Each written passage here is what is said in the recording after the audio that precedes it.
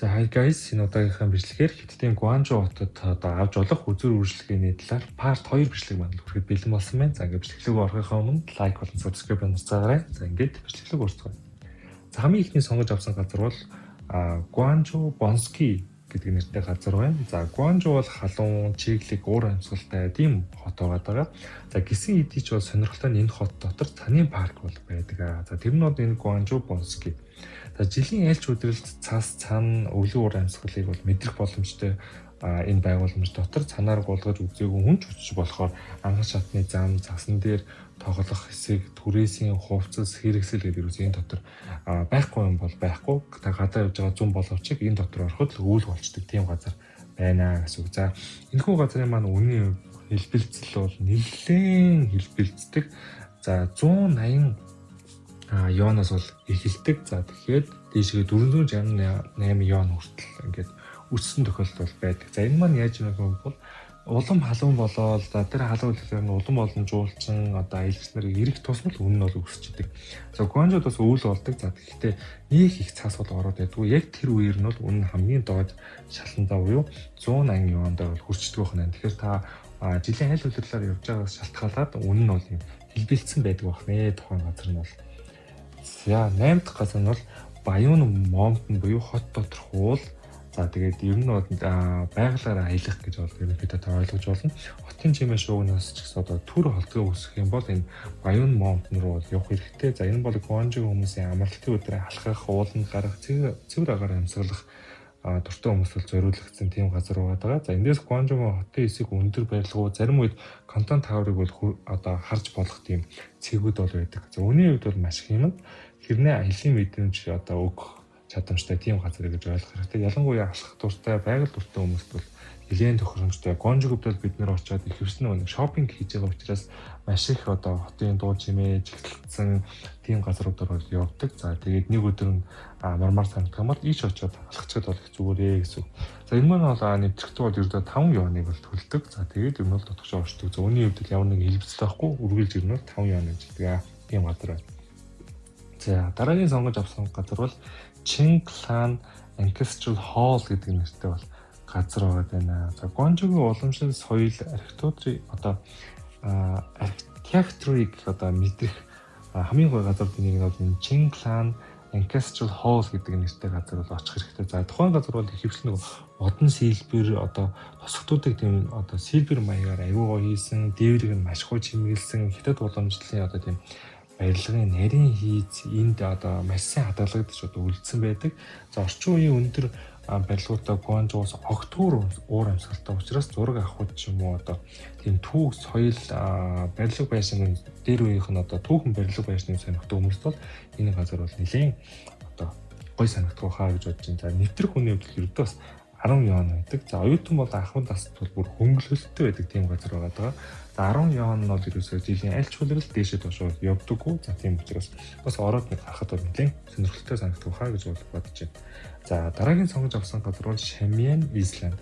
За Европ маягийн ер нь бол годамж гэж бол ер нь бол ойлгож байна.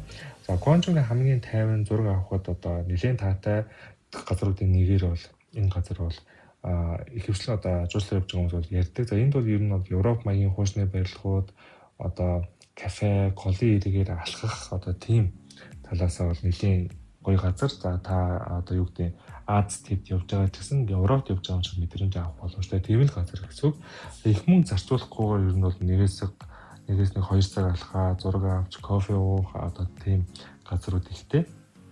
За хосууд эсвэл ганцаараа явж байгаа аялагч нар ер нь бол очиход бол нэлээд гоё тийм газар гэж бол хэвдээ бол би бодож байна. За мэдээж энэ газараа алхахад бол үнэгүй та дандаа одоо кофе уух ч юм уу юм идэх ч юм уу тэдгээр зүйлсд бол мөнгө зарцуулнаа гэсэн үг. Тэгэхээр таны идэвхнээс хэр их мөнгө гаргах юм бол таны сонголтоо гэсэн үг. За дараагийн сонгож авч байгаа газар бол UK Park болон за UK Park-т ойрхон байдаг Nanyue King музей гэдэг бол музей байдаг. За энэ газрыг бол санал болгож байна. За Гуанчжоугийн нь бол хамгийн алдартай бэлэг дэвнүүдийн нэг болох одоо Five Rams Statue гэдэг юм хөшөө байдаг. За энэ хөшөө нь болохоор нөгөө нэг цааны хэлж байгаа UK Park дотор бол байдаг. За энэ хөшөөтэй холбоотой домоос болж Гуанчжоуг нөгөө нэг Five Rams City гэж нэрлэх талууд бол байдаг. За тэгэхээр энэ хөшөөг нь очиж үзэхэд бол нэг бас буруудаад ах зүйлгүй гэсэн. Парк руу ороход бол та ямар нэгэн үн төлбөрөөр төлөхгүй шууд 50 алхаад бол дотгошоо орчин. За хэрвээ түүх сонирхдаг ч юм уу тийм сонирхолтой хүн байх юм бол одоо ойролцоох нэг Наньюэ Кинг музейд нь бол орж 2000 жилийн өмнөх Наньюэ улсын түүхтэй бол танилцах бол боломжтой байна. За тухайн музей рүү орохдоо та нэг ойролцоогоор нэг 5-6 яванд төлж исэн санагдаж байна. За ихтэй л 10 яванд төлөндөө музей учраас ер нь бол ихэнх улсын музейд нэг бол үнэгүй, нэг бол маш хямдхан байдаг. Мэдээж улсынхаа нөгөө нэг соёл заншил түүхийг одоо гадны өмнө сурчилж байгаа учраас хвчлэн ер нь бол маш хямдхан байгаад байдаг. За тийм газар бол байна. За 12 дахь нь бол Beijing Road дээр нэмэх нь Dim Sum гэдэг газар байна. За ер нь бол шопинг одоо годамжны хаал гэдэг сонирхож байгаа хүмүүс бол ийш явах хэрэгтэй.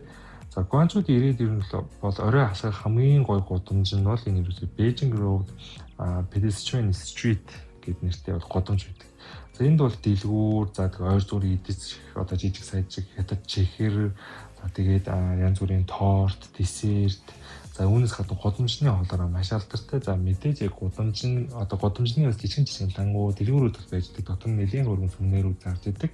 Тэгтээ яг тэндээс юм бодлож явах юм бол ер нь баг зэрэг үнэтэй зарж байгаа шүү. Ягаад гэвэл аль шуушлаар явж байгаа хүмүүс зориулж байгаа учраас ер нь жоохон үнэтэй яваад идэг.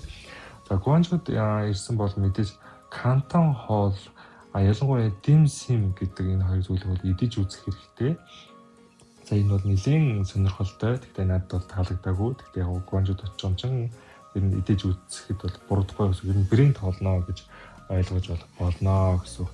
За үүний үед бол мэдээж Beijing Road дээр алхахад бол таваас ямар нэгэн төлбөр төлөхгүй. За тэгтээ ресторанд нь нэг хүний ер нь хоол идлээ гэж бодоход нэг дунджаар нэг 40,000 төгрөг бол болно. Гэхдээ юу идэж байгаас ч мэдээж шалтгаална. Таны төвчнээс хэрэг мөнгө гарах ч юм уу тэр тухайн үед бас танаас хамаарна гэсэн. За ингээд санал болгох газрууд маань дуусчихээн.